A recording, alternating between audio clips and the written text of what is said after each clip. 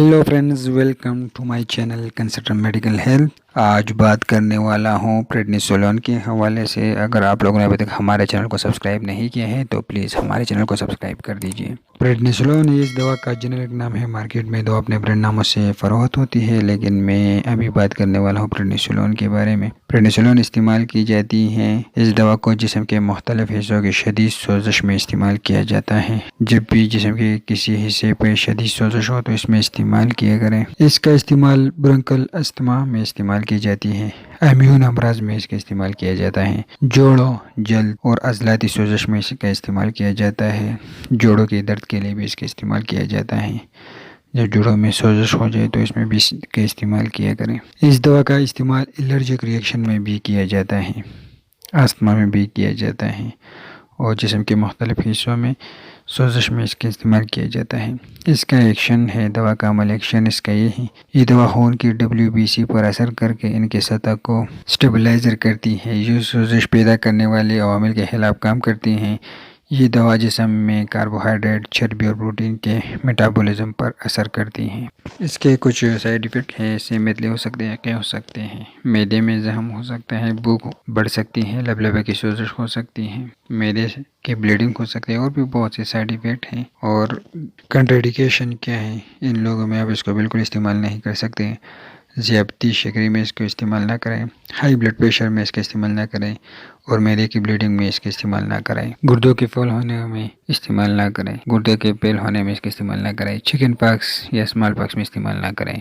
Heart fail में इस्तेमाल ना करें। TB, जहनी अमराज में, फंगल इन्फेक्शन में इसका इस्तेमाल ना करें। ड्यूरिंग ऑफ प्रेगनेंसी, इस दवा को दौरान हमल इस्तेमाल करने से हामिला औरत के पेट में मौजूद बच्चे पर क्या बदअसरात मरतब होते हैं, इसके बारे में दुरुस्त मालूमात हासिल नहीं है, इसलिए इसको दौरान हमल एहतियात से इस्तेमाल कराएं। शदीद सोजश में 15 से 60 मिलीग्राम रोज़ाना की खुराक दिन में एक मरतबा सुबह के वक्त दी जाती है। मर्ज़ कंट्रोल होने पर दवा की मकदार बदरजी कम करके कम से कम खुराक पर रखें। हंगामी सूरत में वारिद इंजेक्शन इस्तेमाल हो सकता है। ये गोलियों में दस्तियाब हैं, सिरप में दस्तियाब हैं और इंजेक्शन में दस्तियाब हैं। गोलियों में 5 मिलीग्राम में दस्तियाब हैं, सिरप में 15 मिलीग्राम में दस्तियाब हैं और इंजेक्शन भी 25 मिलीग्राम में दस्तियाब हैं। और इसकी कुछ ब्रांड नाम है, रेपिकॉर्ड, न्यूप्रेड, डेल्टाकॉट्रिल, पेंसॉन, ये इसकी ब्रांड नाम है। और इसकी मार्केट में कीमत है 200 रुपये और 150 तक ये मिल जाता है।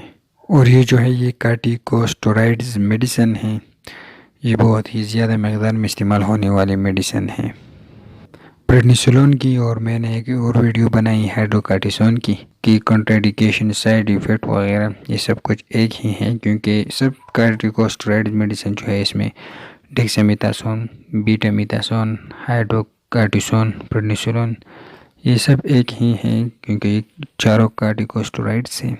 इसके साइड इफ़ेक्ट, कंट्राइंडिकेशन, ये चीज़ें सब कुछ एक ही हैं। अगर आप लोगों को हमारे वीडियो पसंद आए हैं तो प्लीज़ कंसल्टेंट मेडिकल हेल्थ को ज़रूर सब्सक्राइब कर दीजिए।